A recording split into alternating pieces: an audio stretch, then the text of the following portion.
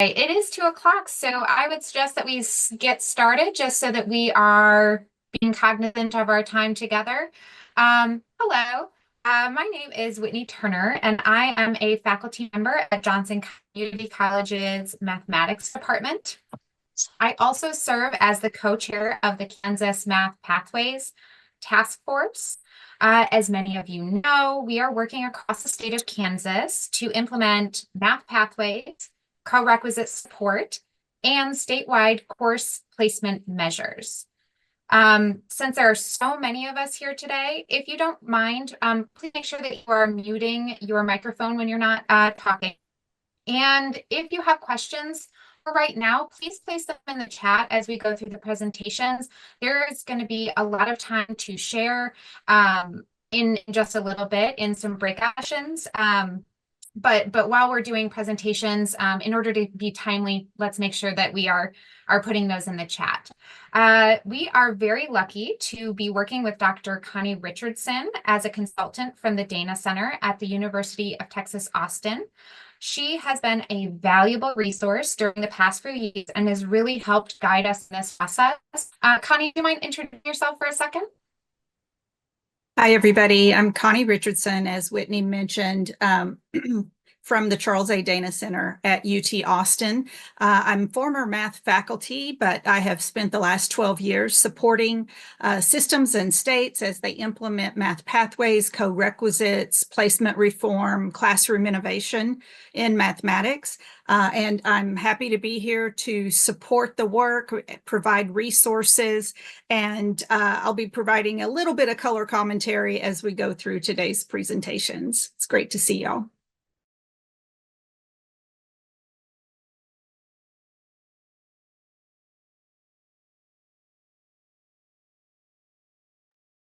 Did we lose Whitney?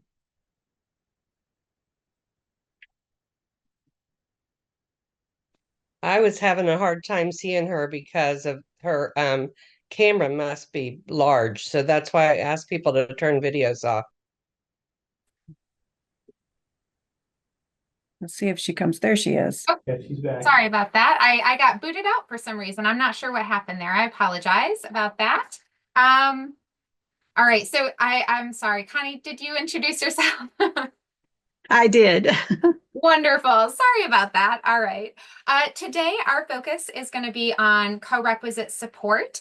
The goals for this meeting is to review policy and discuss various models of that co-requisite support, kind of what it can look like for each of our students.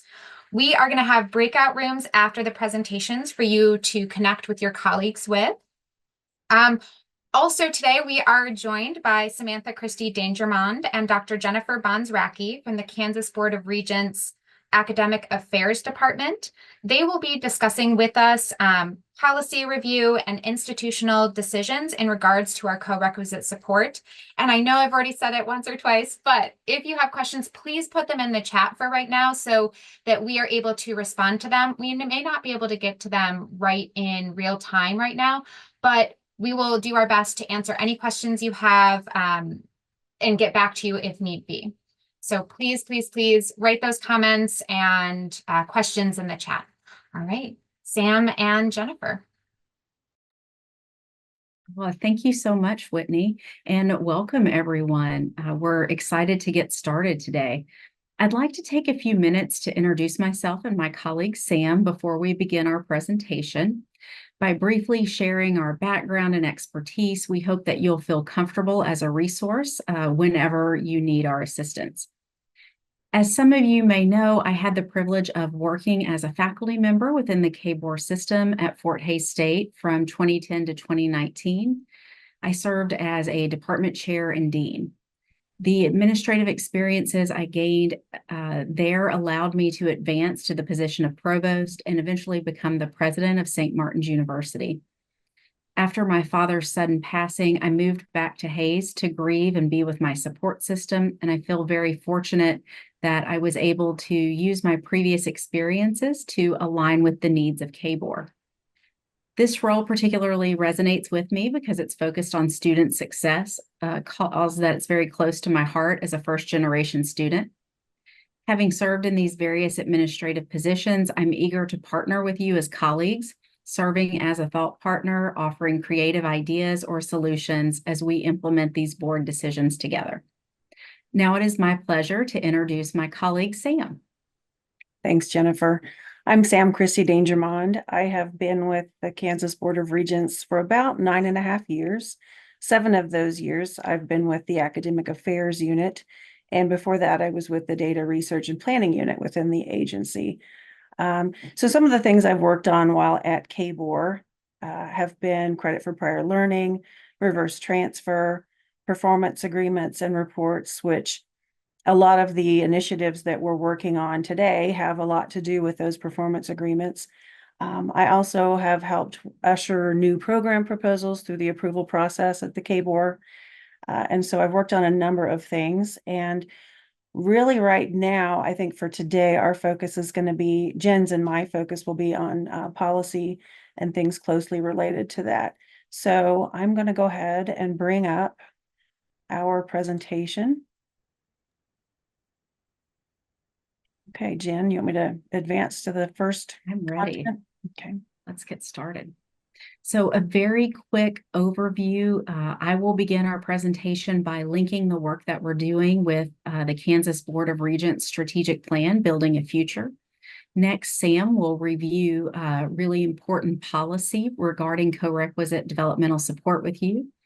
I'll come back into the conversation to outline what institutional decisions will need to be made, and then we'll wrap up our time together with some Q&A. So let's go ahead and advance, Sam, and talk about the connection between building a future and the work that we're doing. I always think it's helpful to ground our work in the reason why. KBOR's Building a Future is the strategic plan, as I mentioned. It grounds our system work in serving Kansas families and businesses while developing economic prosperity.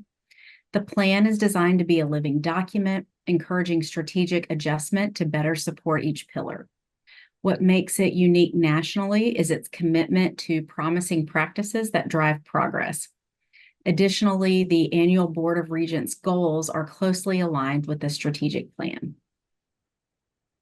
Now, today we're focused on Math Pathways, and Math Pathways specifically aligns with the family area of focus through initiatives driven by affordability, access, and success. On the next slide, we'll take a look at a few examples that highlight this alignment. So how does Math Pathways support the first pillar? I just want to briefly discuss this with each of the aspects depicted on the slide. So starting first with improving access and reducing math anxiety. KBOR data reveal that Black and Hispanic students enroll in prerequisite developmental courses at higher rates and have lower success rates compared to our white students. Replacing these prerequisites with co-requisite support removes barriers and provides just-in-time support, potentially increasing success rates for all students. Additionally, math courses directly related to a student's program of study are more engaging and relevant and indirectly improve access. Next, successful completion of gateway math courses.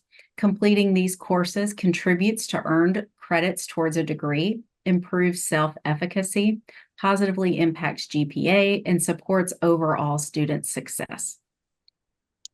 Third, higher retention rates. Nationally, Math Pathways are associated with higher retention rates. Students who successfully complete required courses are more likely to remain enrolled at our institutions and continue their studies. And the number 4 and 5 on this slide, on-time graduation and reduced cost. Students who pass gateway math courses on their first attempt and avoid multiple semesters of non-credit prerequisites are more likely to graduate on time. This shorter time to degree completion reduces costs for both students and institutions, as retaining current students is typically more cost-effective than recruiting new ones. Okay, now I'll turn it over to Sam to review the co-requisite policy requirements. Sam? Thanks, Jen. So back in May of 2023, the board approved extensive additions and updates to the developmental education policy. Now it's called the Gateway Course Placement and Developmental Education Policy.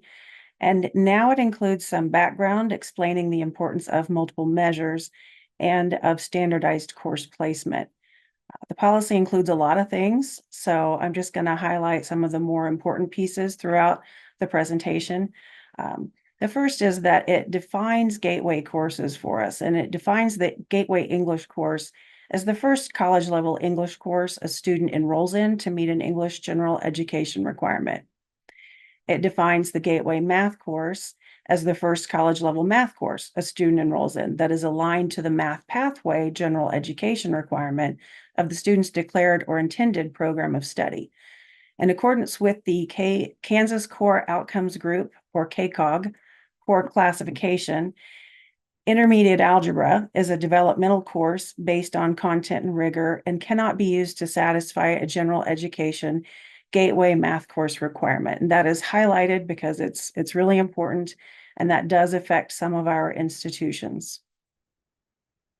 The policy also establishes that there will be standardized course placement for gateway math and English courses, and this is based on recommendations from the English and Math Course Placement Committees.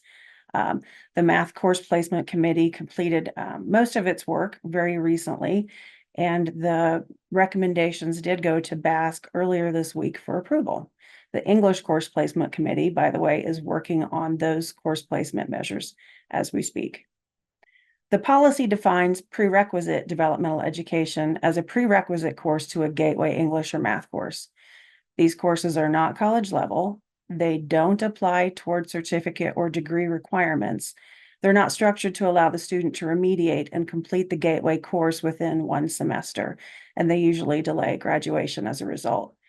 And another important piece, credit awarded for prerequisite developmental education courses shall not be used to fulfill requirements for associate or baccalaureate degrees. The policy defines co-requisite support developmental education, that thing that we are moving toward, as a support section taken at the same time or in the same semester as the Gateway English or Math course. This gives students extra support and increases the likelihood that they will pass that Gateway course. It's considered just-in-time help for those students. There are 4 types of co-requisite support developmental education that the policy recognizes, and they are listed here. They are defined, so I will go through those one at a time. And the policy does indicate that co-requisite support developmental education shall be delivered through one of these 4 types. So the first type is the supplemental course section. Those are structured courses that run before, after, or on opposite days to the Gateway course. The Gateway course and the concurrent supplemental course are completed in the same semester. The second type is the mandatory tutoring section. Mandatory tutoring in a lab is required for a specified number of hours a week, and this allows the Gateway course and the mandatory tutoring to be completed in the same semester. The next 2 types are really not encouraged as the main method of delivering co-requisite support for the larger population of students needing developmental support. They may be incorporated for specific populations of students who may need more of a refresher or previously mastered material because perhaps they may not have taken a math course in several years, for example. So the third type is the boot camp section. The first 3 to 5 weeks of the semester are typically developmental content, followed by the college level content. Classes meet extra hours each week throughout the semester to equal the 2 classes or class plus lab. The boot camp and Gateway course are completed in the same semester. And the fourth type is very similar. It's the compressed course section. This is where a developmental class is typically compressed into the first 8 or so weeks.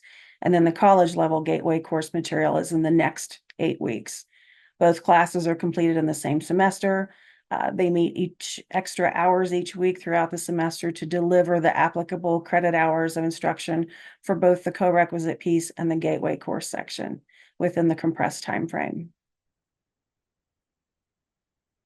So the policy also indicates that for co-requisite support developmental education, Sections can be tailored for specific groups of students and offered for different amounts of credit, up to 3 semester credit hours. So that's really specific, and that is called out in policy. Tuition and fees may be charged as otherwise authorized for each institution's credit-bearing courses. And finally, this is super important. Credit awarded in co-requisite developmental education sections shall not be used to fulfill requirements for associate or baccalaureate degrees. So anything above and beyond that typical 3-hour class, as long as it's the co-requisite piece, that should not apply toward the degree. Policy covers placement. So each student who meets either a system-wide course placement measure, and that's what those committees are putting together, or an institutionally designated course placement measure, should be eligible to enroll in a gateway course without developmental support. Now, any student meeting neither of the above measures, they're still going to be placed in the gateway course, but they will just need to be placed into the developmental support section as well. Each student who demonstrates proficiency at a higher level than the gateway math course for the student's major may be placed as determined by the state university or coordinated institution in a course that is more advanced than the gateway math course, if that course fulfills the math requirement for general education given the student's major. Basically, this slide indicates, I'm going to give you a second to read it. I'll be quiet for just a few seconds, and then I'm going to summarize it.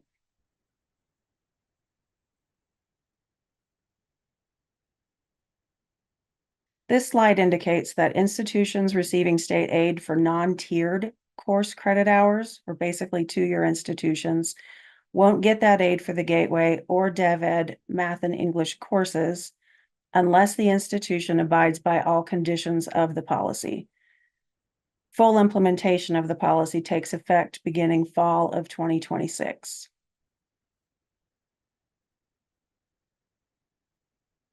And some additional guidelines. So except as provided in state statute as amended, no funds appropriated from the state general fund for any state university shall be expended for the purposes of providing developmental courses in the areas of math or language arts. And finally, the last piece here, procedures for implementation of this policy are the responsibility of the board president and chief executive officer.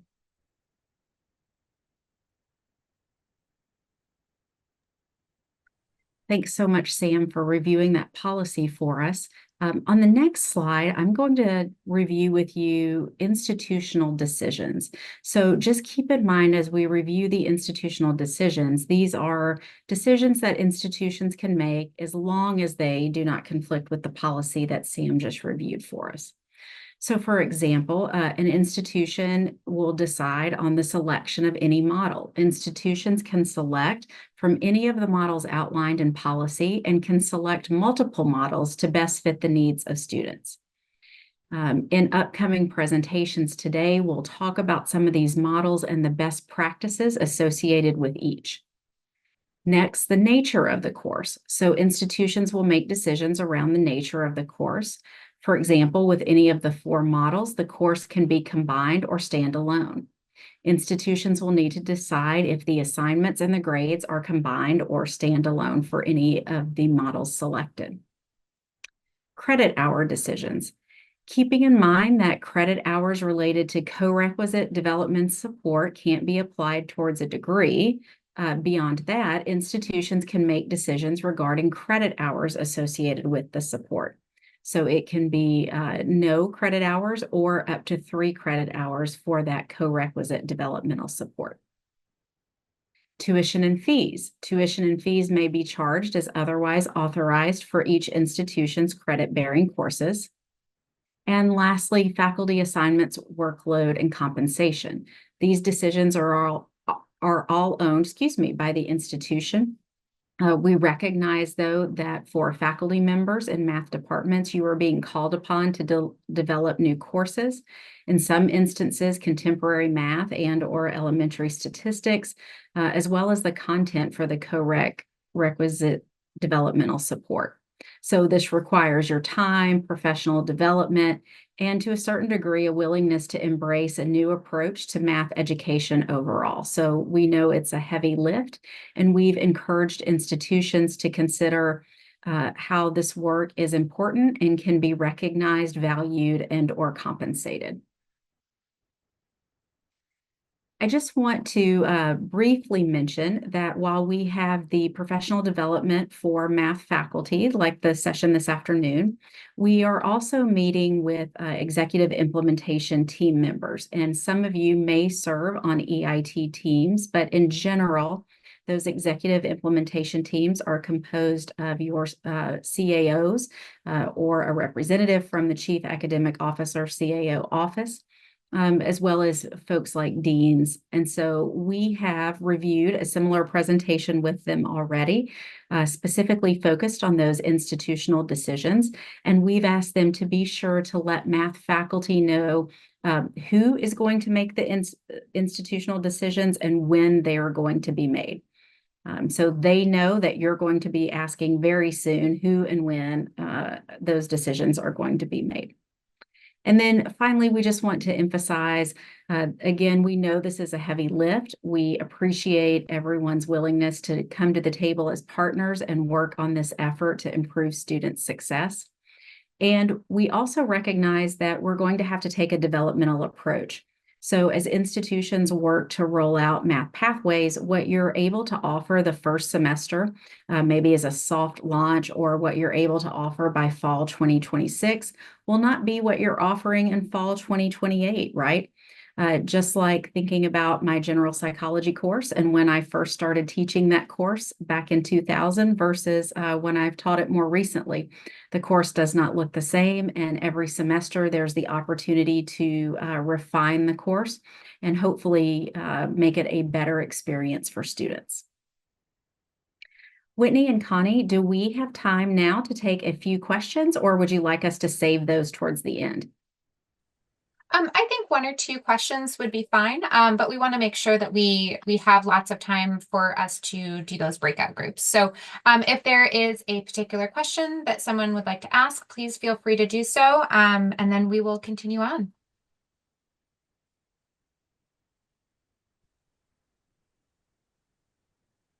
I'm always confused by all the words around the part about that you can't use state funds for this. Because other than by this law, and I don't know what the law is, can state funds be used to fund to staff these sections?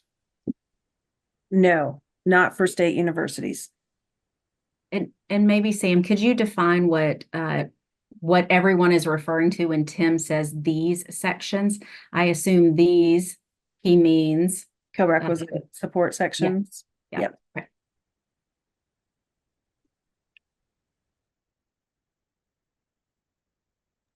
And thanks for the question. That was a good one. Yeah. Okay, we'll keep following along in the chat and answering questions, and there might be more later.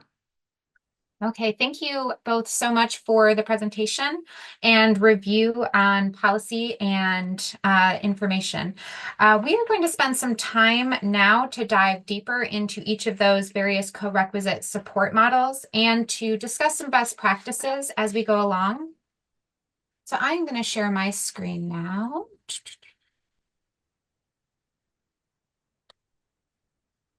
And Connie and I are going to talk about co-requisite support education. So let's see here. There we go. Okay, so the first version of the supplemental co-requisite support education piece was this supplemental course section. So as a reminder, that looks like a student who takes both the gateway course and a supplemental course section, and they attend both on the same different days of the week, before one or after another, but they're taking an additional 1 to 3 credit hours in a support course at the same time that they would be doing their gateway course. An additional version to this would be if you have that extended section where maybe the students are there 5 days a week, taking it Monday, Tuesday, Wednesday, Thursday, Friday from 10 to 11. and it's just built into that course. So it's actually a 5-credit course, but really it counts towards the 3 credits for their math general education degree, or sorry, math general education course. There are a couple of ways that this can look. So there is the blended versus cohort structure. So for the blended structure, what this means is that students are all just taking the Gateway course, and then some of those students are taking a separate supplemental course. So the students from the cohort, co-requisite support course are blended into various different sections of the Gateway course. So this can work well as long as there's a lot of communication on student to student basis from the co-requisite teacher to the Gateway math teacher. There's also the cohort structure where you schedule students who need the supplemental course just in their own section of the Gateway course. So they are paired together.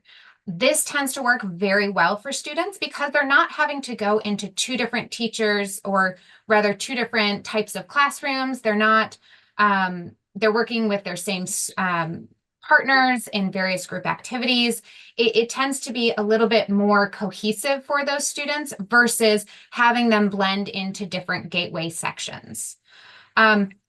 A really big pro for the supplemental course section is that it's oftentimes logistically much easier for schools to work with, either in the blended or the cohort structure, because you can schedule things appropriately for your students. It's also an easier way to build these sections in. You can have different grades or the same grades. You can really individualize it to the type of student that you're looking to be in that co-requisite support course.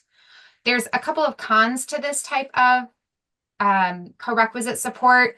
There's a lot of different ways that this can exist, and it may not be able to be done in a best practice way at your college or university. We're all doing the best that we can. We always want to present the best type of this type of course, but sometimes logistics can make it difficult for us. So a few actual best practices for these types of things are, we would always want the non-credit material, so the co-requisite material, to be synchronized closely with the credit-bearing course material, and using it to supplement the Gateway course just in time, meaning review built in as you are going through the course, the Gateway course material.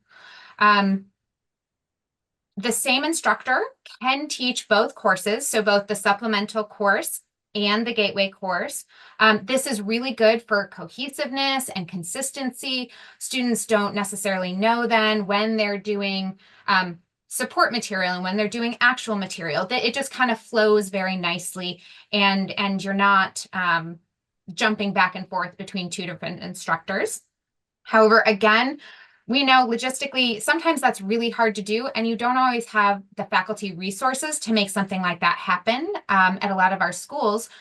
But if you have 2 instructors to teach the 2 different courses, so somebody teaches the supplemental section and somebody teaches the Gateway course, those 2 instructors really should work closely to understand where each course is in the material so that you can still provide that just-in-time review.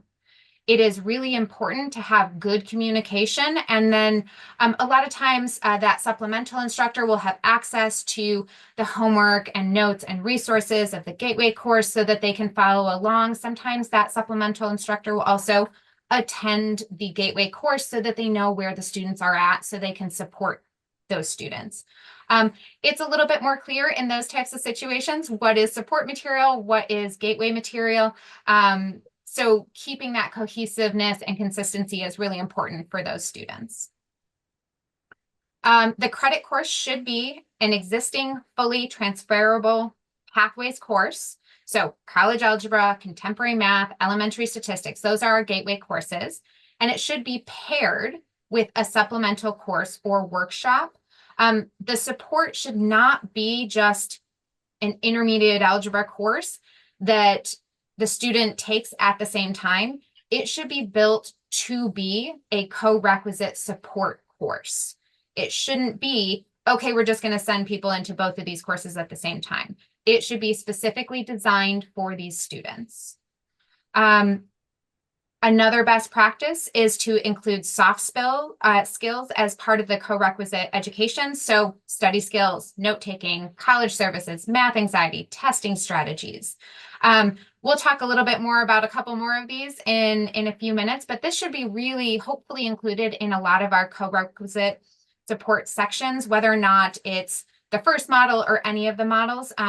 But oftentimes our developmental students who are traditionally taking our lower level math classes are missing some of these skills, and they get built into our developmental courses. So by the time we see them in college algebra or our other gateway math courses, they have built up these skills because they were taught in lower level math classes. They will no longer have that same experience in their developmental math courses. So we need to try to help those students to acquire some of these skills so that they can be successful. Another really important thing is to try to individualize the supplemental education, as not all students are going to require the same review topics. You know, there's going to be some topics that most students are going to need that review on, but there will probably be gaps in understanding that hit 1 or 2 students in the course, but not all, 25. So that's something to keep in mind. If there's a way for you to individualize for students, that is a really good practice because they're going to pick up those additional skills that maybe not the whole group needs. And then, as I said, that cohort structure where students attend both the support and the gateway course in the same group is a best practice if possible. Again, it allows the students to build relationships with the other prerequisite support students. They can help each other. They can do work in small groups. They attend the same classes and they work together. So having that support system built into your classroom is really important for those students. But understandable if you cannot schedule things like that because you don't have the resources or the faculty in order to make that happen. So these are best practices, but not necessarily the only or perfect way for these things to exist. Connie, was there any additional points that you had on the supplemental course best practices? The only thing I would say is that you don't have to go all in on one model either. Even within one pathway, you can mix it up. So you might have some faculty constraints and you might have some faculty who, yes, can do both the gateway and the support section, and other faculty who don't have that much time in their schedule. And then you have to pair them up with someone. And so then you just have to go back to Whitney's point about being sure that the 2 instructors work closely together. Thank you, Connie.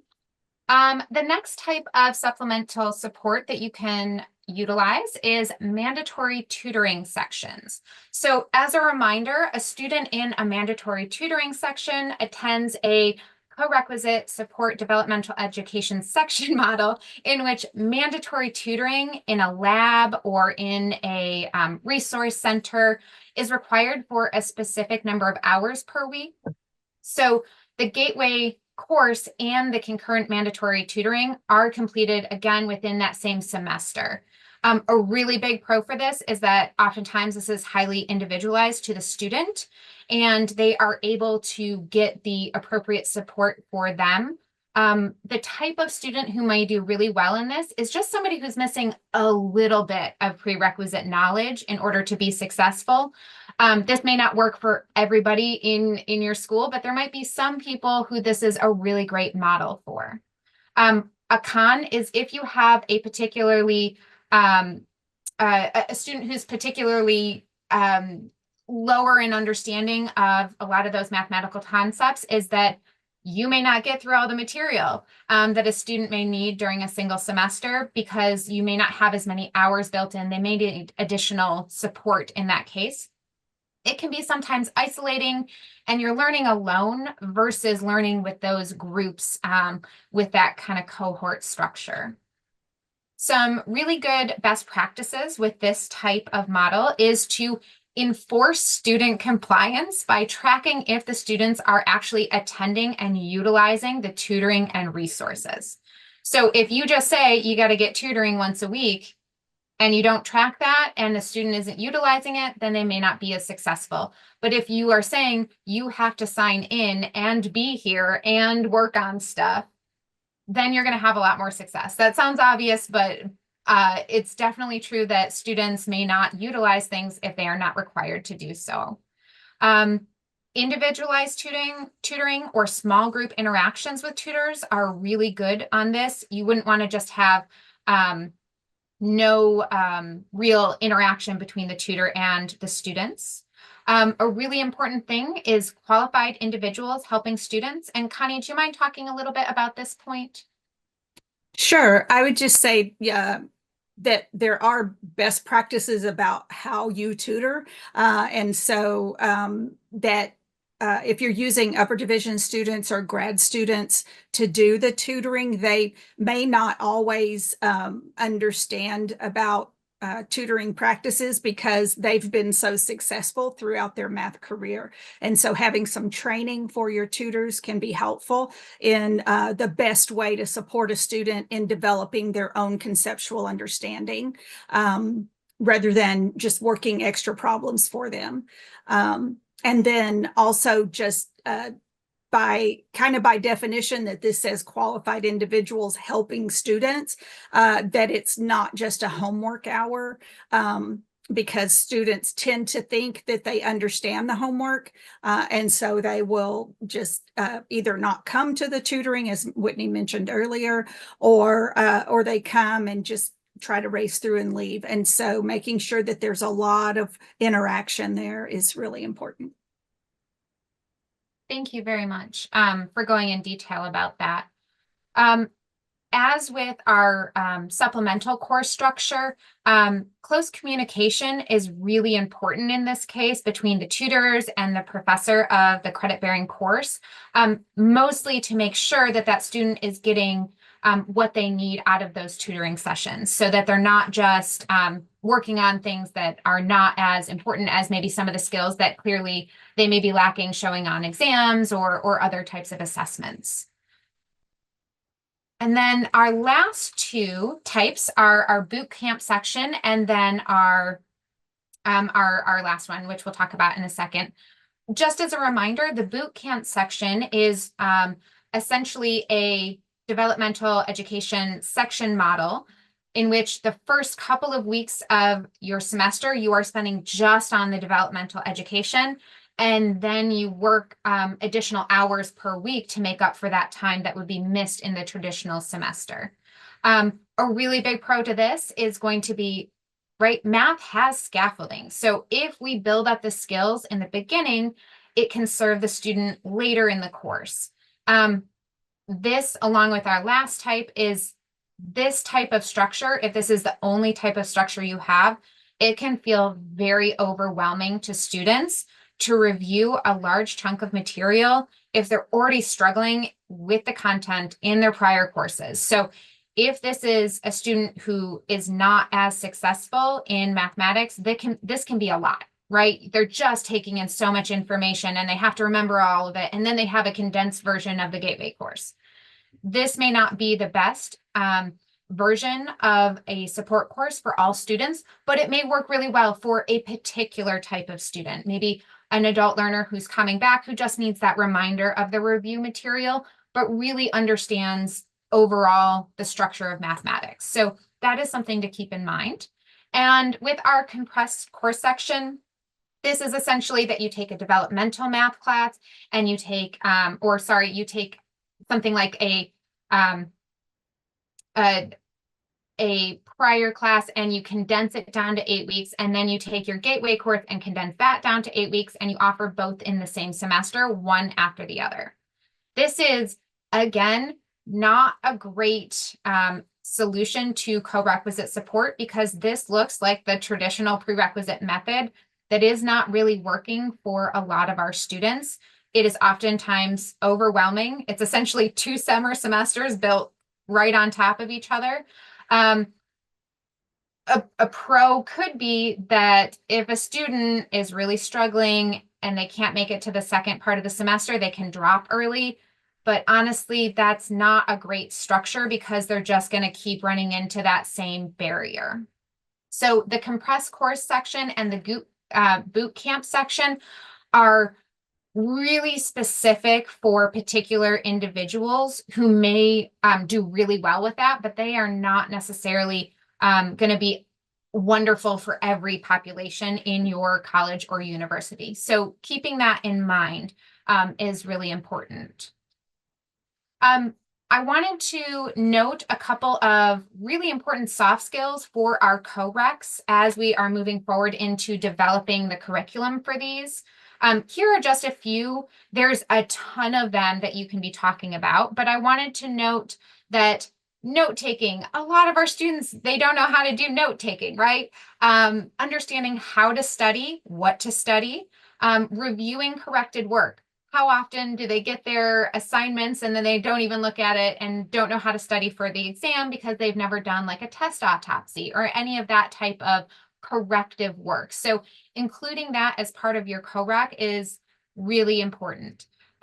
Also learning from fellow students, working in those small groups, keeping materials organized. A really big one is having growth mindset and pushing through frustrations, not getting caught on some of those.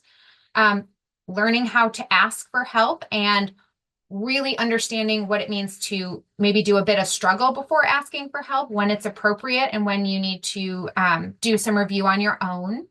Addressing math anxiety, which is a huge thing for a lot of our students in those co-requisite support courses. They are going to, many of them, have some math anxiety because the reason that they need that support course is because they struggled sometimes before.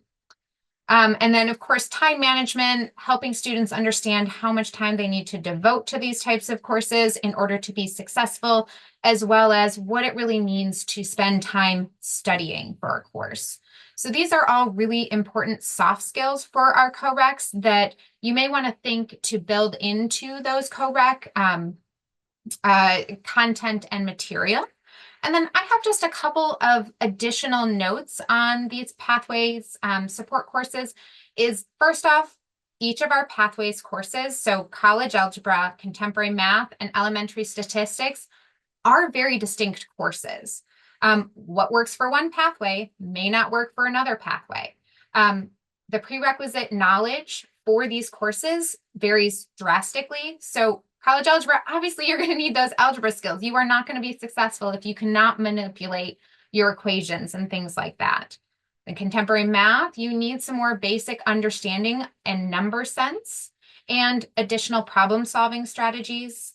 Elementary statistics, same idea. You're going to require reasoning and problem solving strategies and maybe additional examples.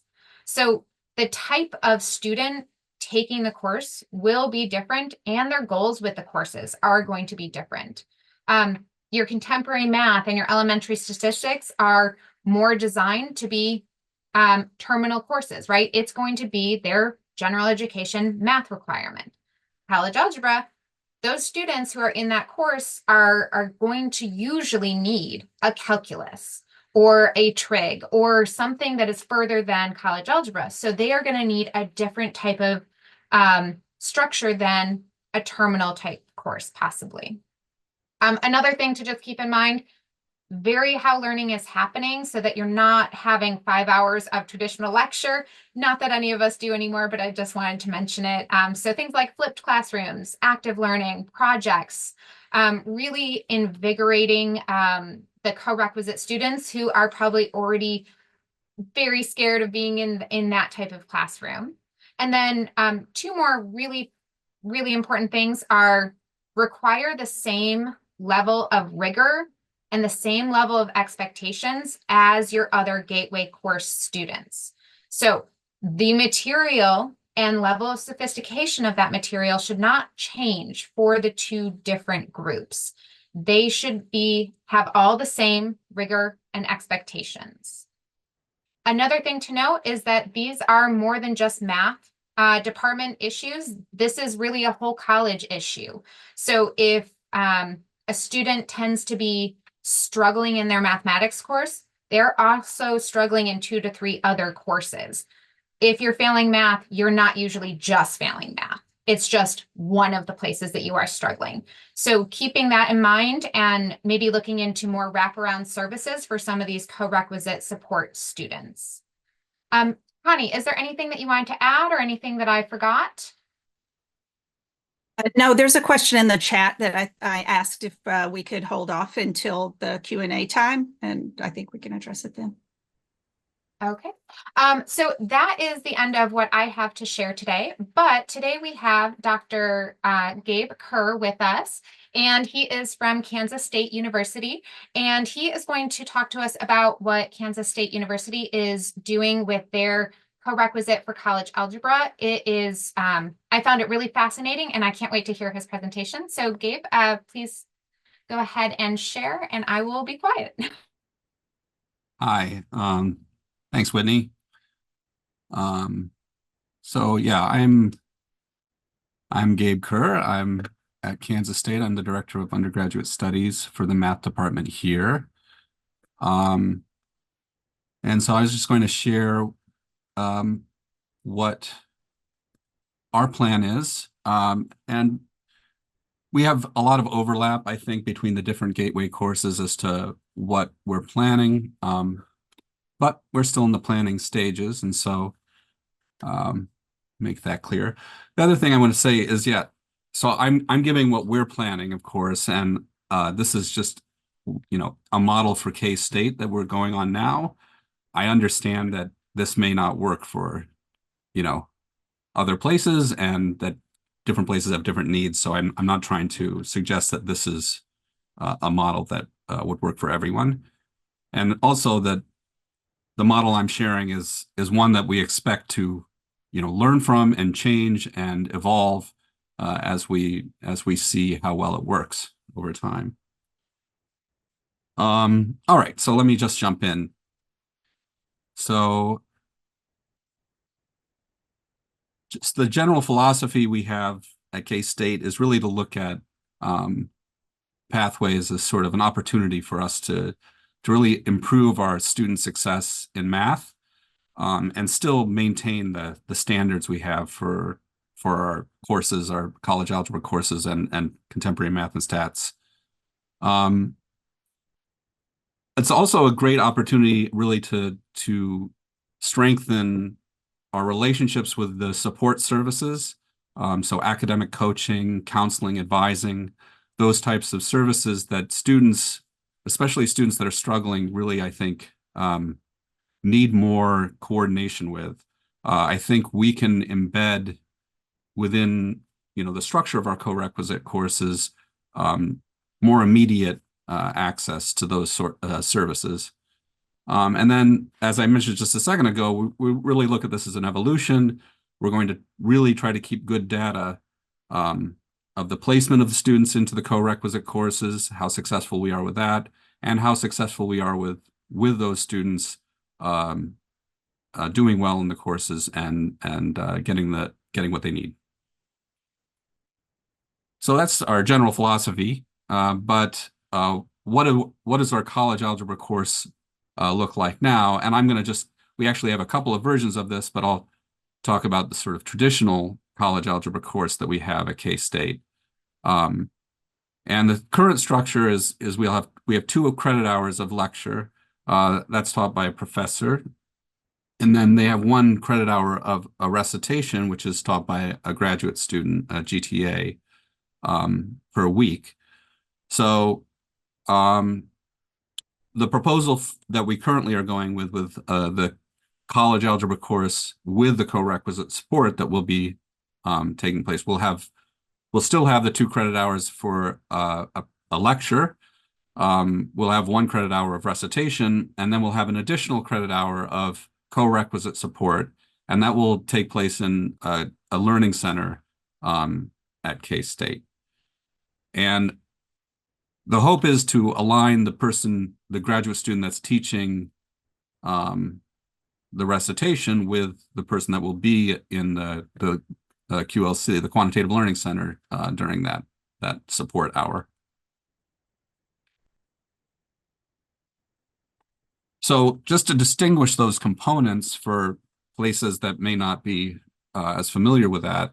So the lecture is really, the purpose of it is to cover the material, the course content that they're learning that week. And then the recitation is different. It's really to sort of review some of the content, but primarily to guide students through sample problems and prepare them for, upcoming exams or reviews. So recitation shouldn't be generally introducing new material as much as really going over the material that was discussed in lecture. The co-requisite, though, is really distinct from the recitation. It's not meant to be going over the material in the lecture as much as really filling in gaps for students that have those gaps in the background. And it has an intentional curriculum, so it's not just, what did you not understand about the material, but we've looked at the material this week. Here are some things we've seen that students struggle with that have some of these gaps, and let's talk about some of those bridges that we can build. The co-requisite will also have time for students to do some work that work individually through the material so that they can better prepare themselves as well as working within groups. And then finally, the co-requisite will have a much closer monitoring of student progress in the case of a need for further support. And I would give an example of something we've seen looking back on our courses, because as we build these co-requisite curriculums, we're really looking back at old homeworks, old exams, and trying to see where students struggled as we build it. One thing we did is we looked at one of the semesters, last semester, spring semester, and found that if a student didn't hand in their first homework out of about 130 students, this was the online section, they had a 100% chance of getting a C or less in the course.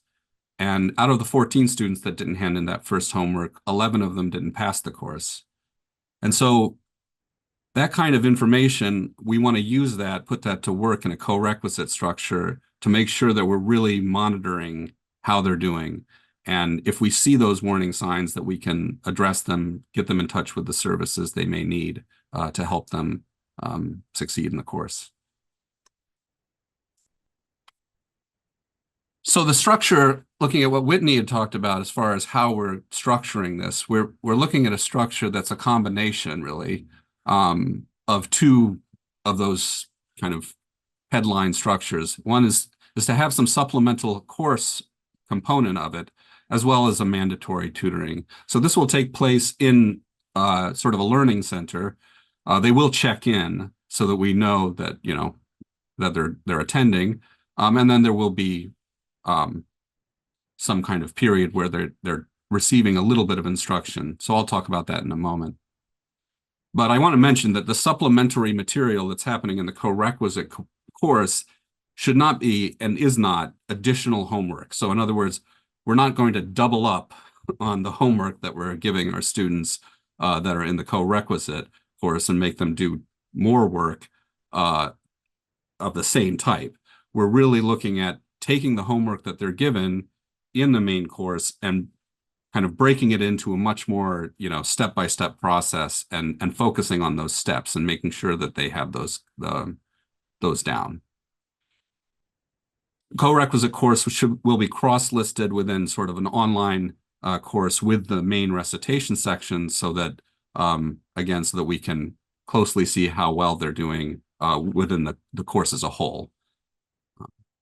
And then, as I mentioned, any student that's showing some signs of struggling will have a mechanism to oversee that those students are actually being approached and get in touch with the services they need. All right, so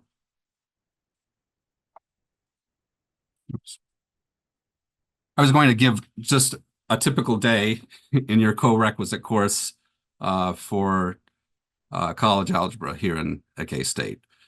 So they would come in and they would arrive at the quantitative learning center and check in. There'd be a check-in desk, and then have a brief small group session where led by the instructor of the recitation section that discusses the homework goals.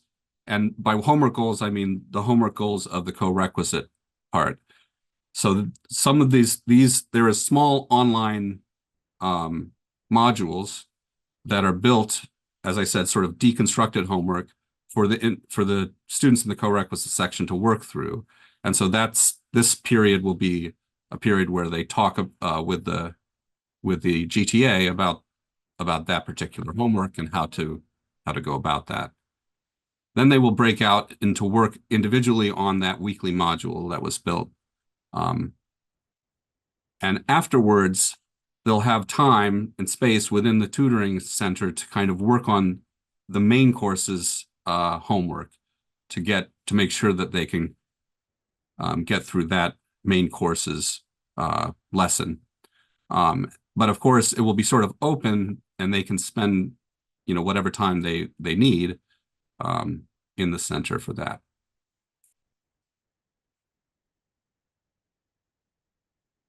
Okay, that's what I wanted to share. Appreciate you taking time with me on that.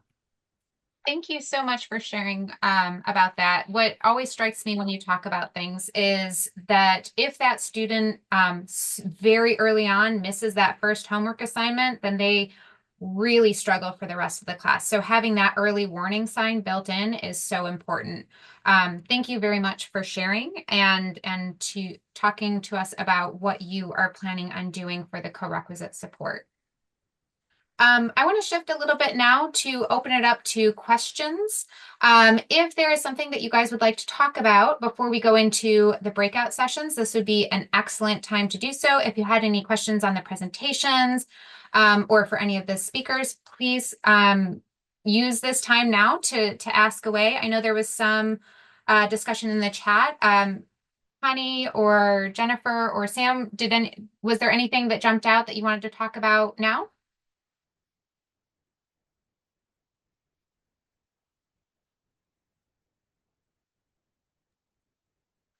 I guess not. All right, let's open it up to questions.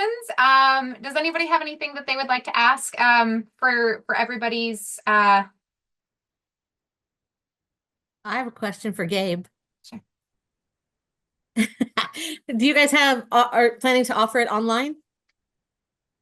Currently, no. So Okay. we have these. So by which I mean we have 3 grad students work over the summer to build for contemporary math and college algebra these sort of MyOpen Math sessions.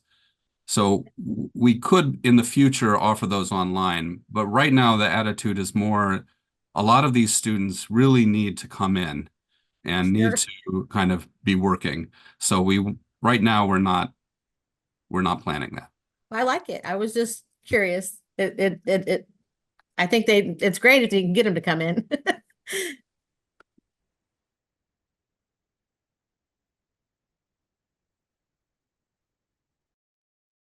I have a question. Much of what we've discussed has kind of operated on certain assumptions of skills our students are walking into these classrooms with. And I know in previous meetings, there has been talk about partnering with adult ed for some of our students who are walking in struggling with concepts like number line or multiplication tables or fractions. Do we anticipate any more information coming on these lower level needs that some of our students who would currently take developmental courses, how that might be implemented into these models? Do you want me to take that one, Whitney, or? If you'd like to, or I can speak to what the placement measures group is going to be looking at. If you'd like to talk about policy on that and where we're going, and then we can talk about maybe scheduling and what that looks like. Yeah, great. Let's do the team approach. So in regards to Stephanie's question, which is a really great one, and thank you for bringing that up. You might have seen in the chat too, there were questions about placement into the Gateway math courses without the co-requisite support. And so just as a reminder, that's going to be an upcoming conversation. We'll review how those recommendations that turned into approved decisions were made. And related to that will be the time, Stephanie, to chat about when might we partner with adult education to help students who aren't ready for the Gateway course with or without co-rec dev support. Yeah, this was a strong concern of both the Math Pathways Task Force as well as the Placement Measures Committee. This was something that was talked about quite a bit, and the concern for these students. It is going to be talked about in some additional sessions to try to look at what we can do for those students in the Math Placement Measures Committee. They will hopefully be meeting again to talk about what a floor might look like for that. Because we don't want to put students into material that is they're just not ready for any of it. So that is something that is being talked about, and will hopefully by early October, I would say, hopefully have some resolution about. But I mean, nothing is guaranteed for right now, but that's where things are headed.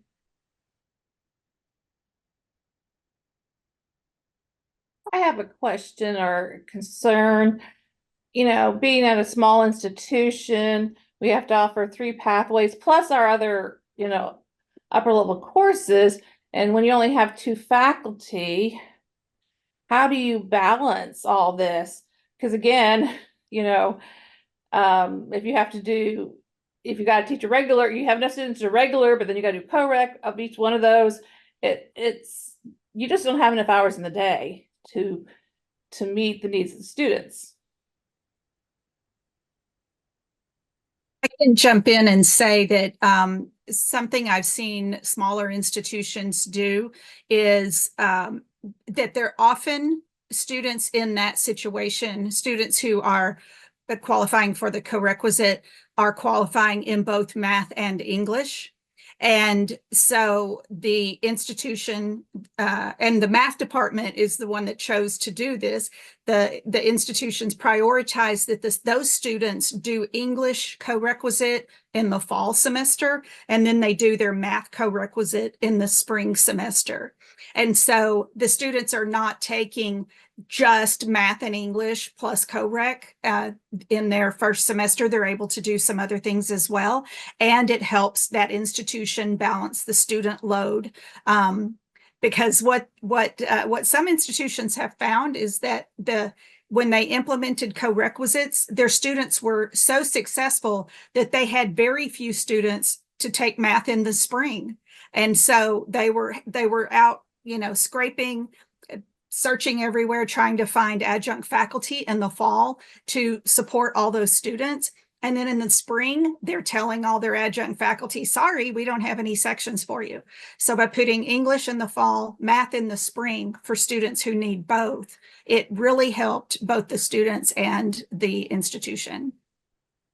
I guess that changes, you know, a whole different philosophy, and definitely working with student services to communicate that, because they're so used to putting, you know, students will take math and English in the fall, you know, and that whole planning aspect of it. Yeah, it is a shift, because as math faculty, our impulse is always to say students should be in math as soon as possible, right?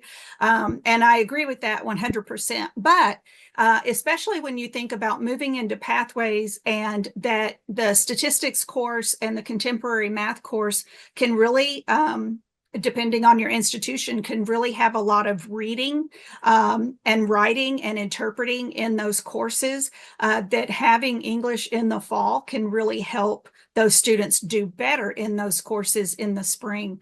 And so it is a little counterintuitive to what we're used to, but it can be helpful. So in terms of K-board, and because we have to do those plans to say when a student has to take certain courses, you know, to complete their degree. So you would have to even rewrite those 2-year plan, because I'm a 2-year college, so rewrite the 2-year plan so that they would see that they're doing the math at one semester and the English another semester. You're talking about the degree maps, Jean? Yeah, degree maps, because again, that's another piece of it. Yeah, Degree absolutely. map, because that's what the the student services who are placing students are going to follow. And if that Right. degree map doesn't say that, Mhm. Yeah, those can be redeveloped over the next year. There is no rush to change that or anything. And then I know it's going to take time for everybody to get their co-requisite pieces and everything ironed out. If your institution decides to go that route and recommend English co-rec the first semester for students who need it, and then math the second semester, that is definitely something to talk about with your advisors and with the folks who are doing the degree maps, so that is reflecting that change. okay, thank you. You bet. I have a quick, I don't know if it's a follow-up or comment to that, but am I right that though we cannot require that the students take the English first if they need the co-requisite in both, because that would be essentially putting a prereq on the math course? I don't know, Sarah. I haven't really thought about it like that. I would think the institution would have the autonomy to recommend the student take English the first semester and math the second if they need co-rec for both pieces. There is no K-Board policy on taking math in the first semester, let alone year. Now, we have talked about changing that because we know that would probably be a good move to recommend that students get that math taken in the first year, but there's nothing in policy that precludes that. Okay, but is it possible to put a prerequisite of either being eligible to take a regular English or have passed their co-rec English before they take a co-rec math? I don't know that it would be advisable. Connie, have you seen other institutions do something like that? Yeah, I wouldn't call it a prerequisite or treat it as a prerequisite. As Sam said, I would treat it as a recommendation. There's strong research about the importance of students getting into programmatic classes as soon as possible.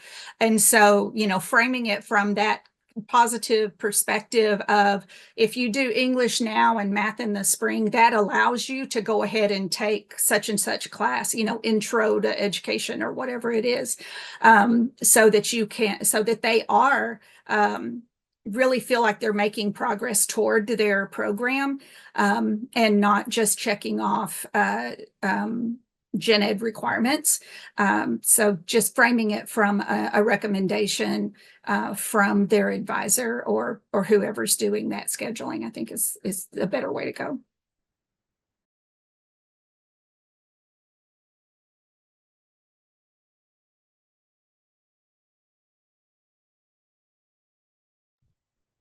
Are there any other questions for the whole of the group, or should we transition into our breakout rooms?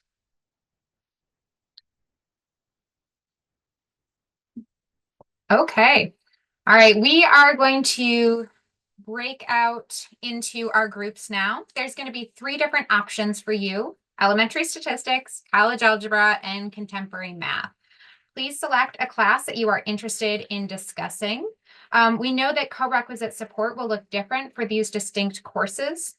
So we wanted to give you a chance to discuss with your peers about the course particulars in various groups.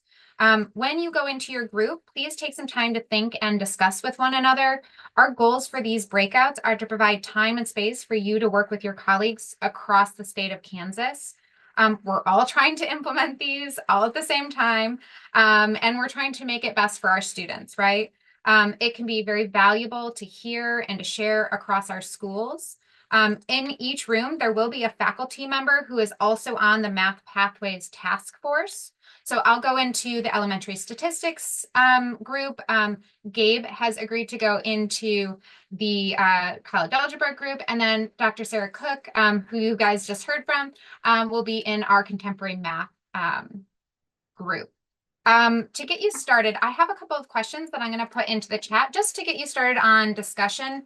Don't feel like you have to stick to these necessarily, but it'll give you a place to get the conversation going. So let me see if I can get them to everybody. There we go. There's a question in the chat about breakout rooms being recorded. We are not recording those, correct?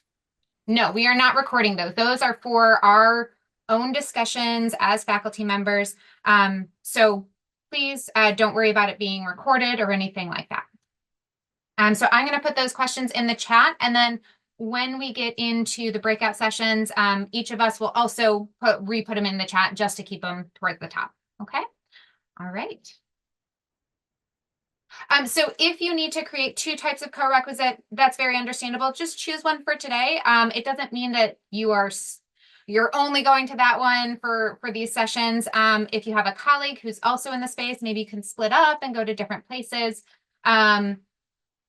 And then can the discussions be summarized since we can't be in all? That is a great question. We want to make sure that these are for faculty and again, not recorded. We can also try to make sure that we take good notes, or maybe somebody in the group would be willing to take notes just to share across.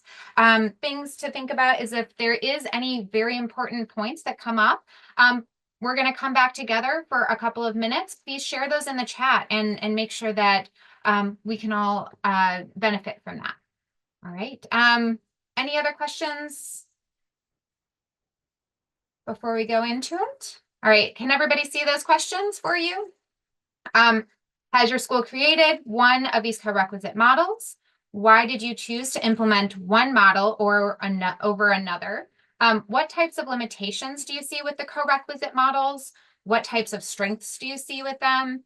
Are there other best practices that you've utilized in your classes that you want to develop into these? And then, of course, we are going to have this series of discussions about faculty matters. If there's something that you'd like to see more information on, please discuss it as a group and bring it to I'll put my email in the chat because we are looking for additional topics that are important to you. We want to make sure that this is useful for the faculty across the state of Kansas. So if there is a topic that is really important, we want to cover it. Okay, so please feel free to email me about those types of things. I'll put my email in the chat real quick, and then we will go into our breakout sessions. All right.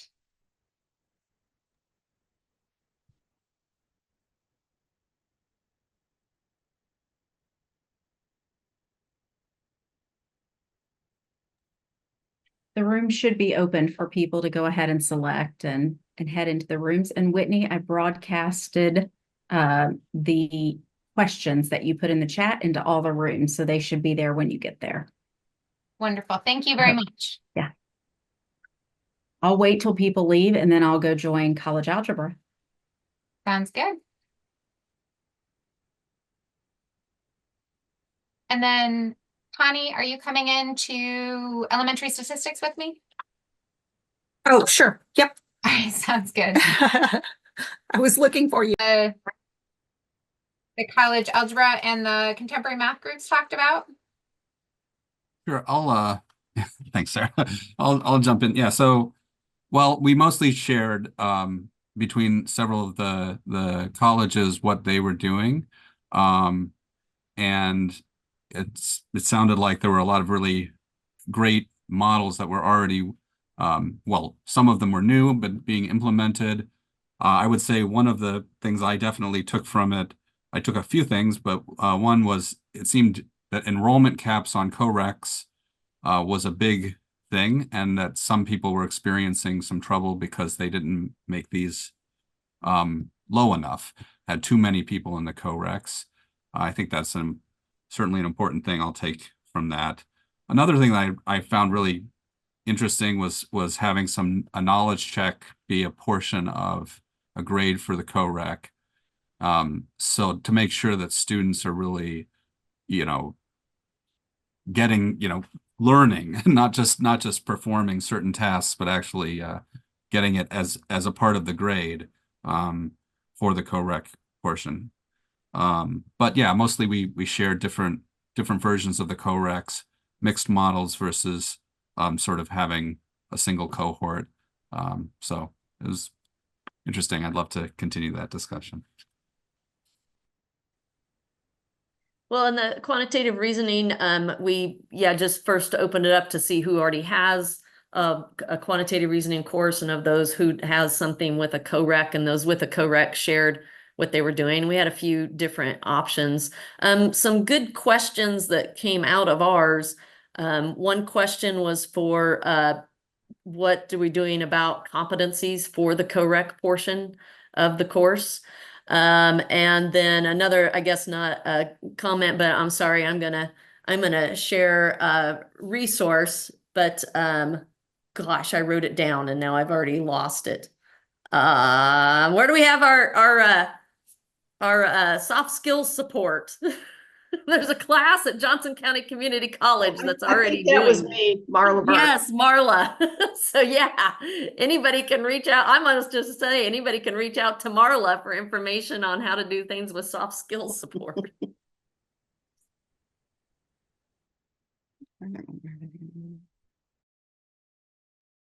Okay. Well, thank you guys so much for joining in that discussion, and I look forward to the next session. There are a couple of announcements, and I don't know if Jennifer and Sam, you have additional announcements, but I'll go through the couple that I have. Okay, so I want to put in the chat the website for the facts of pathways. So let me pull that up real quick and I'll put it in there. There's a ton of information in there, and I would really suggest that you take a second and go through them. It gives a lot of information on the types of questions that both the multiple measures, or rather the math placement committee and the math task force came up with that we kept being asked and we asked ourselves. So I highly suggest that you take a look at that. That's in the chat right now. We have another meeting on September 27th. From 2 to 4, and our topic will be soft skills and addressing math anxiety and some of that growth mindset structure. The exact agenda for that is still being solidified, so keep a lookout. You will need to register for that one as well, just like you did for this one. So please do so as soon as that gets opened. And then again, if you have any topics, and it sounds like one of them is going to be competencies and outcomes and how you put like a grade to some of those co-requisite courses. That was something that has seemed to come up quite a bit today. That would be an excellent meeting where we can talk about syllabus design and what we want to do with those co-requisite courses. So if you have other topics like that, so anything that's important to you and you want to discuss or receive additional information on, please email me. We want these sessions to be useful to you and to address your needs as a faculty member, implementing the pathways and all of these other different pieces. If there are any quick questions, I'll stay on for a little bit, but I want to be mindful of our time. It's Friday afternoon. Thank you guys so much for attending and being here and sharing, and hopefully we will see all of you back for the next session on the 27th. And thank you, of course, to all the speakers today and for contributing to this faculty development.